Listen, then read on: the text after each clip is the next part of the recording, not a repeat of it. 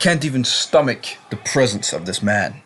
Welcome back. That was a very weak John Sacrimoni impression, but we're talking about the mole. We're not talking about rats. We're not talking about those snakes. We're talking about that ass. We're talking about Jenny Sacrimoni's ass, damn it. We're talking about her mole. Her 90-pound mole. Of course, Ralph Setaretto made a wee joke about it. John found out via Polly.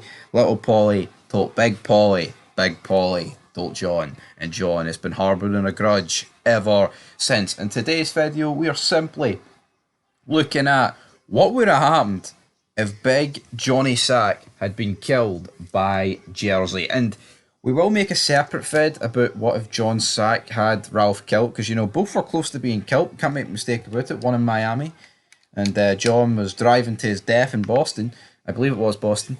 So, I think the one that would have had the least impact would have been this one, because at the end of the day, Carmine is the one that sanctioned this. Carmine's the one that sanctioned this.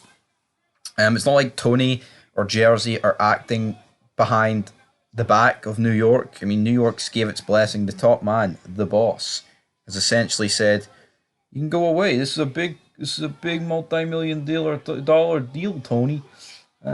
Maybe that fish needs to be laid to rest. Sleep with the fishes." Like, are you saying what I think you're saying? Of course he is, Tony. He wants Johnny Sack dead. The mole cannot stand. And you know what, right?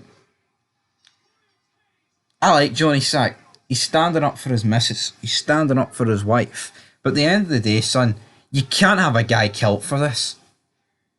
Like, what would have happened if Johnny Sack just killed him? Just absolutely, if he beat Ralph to a pulp, it'd have been alright. I mean, Tony battered, but then Ralph deserved to die way more for what he did to that Trace. But then again, what's worse, killing a whore? That whore? Killing a whore? A whore? Killing a whore? What's worse, though, in the Sopranos' eyes? Killing a whore? Or bad-mouthing the wife of a very important figure? That is the dilemma that we've got. You know, say Carmela, right, was putting the beef on, and he said this about Carmela. Even though he wouldn't, well, I mean, I guess he still could have said it. I mean, he slabbered about Tony and his sister enough. You know what that crazy bitch was into? She wanted to shove a dildo up my ass and call me daddy.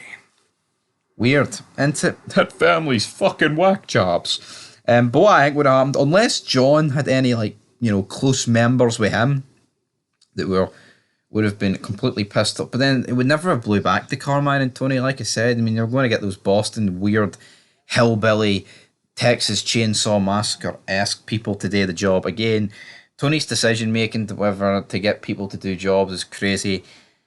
Well, the show's actually crazy. I mean, you look who Mikey Palmas and Junior hired to whack Tony in season 1, right? You look at the absolute job squad that he decided to get, and Bobby Bacala Sr., albeit, right, guy was the fucking Terminator. He's got a million bodies to his name.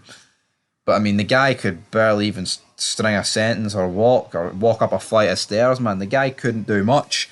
So, I think the decision-making here is really bad. But what I think would have happened is not much. I think they just would have went on their ways. And it would have sucked to see John die this early, especially of a joke. But there's more to come for Big John Sacrimoni. But we're back very soon. This story arc is not dying.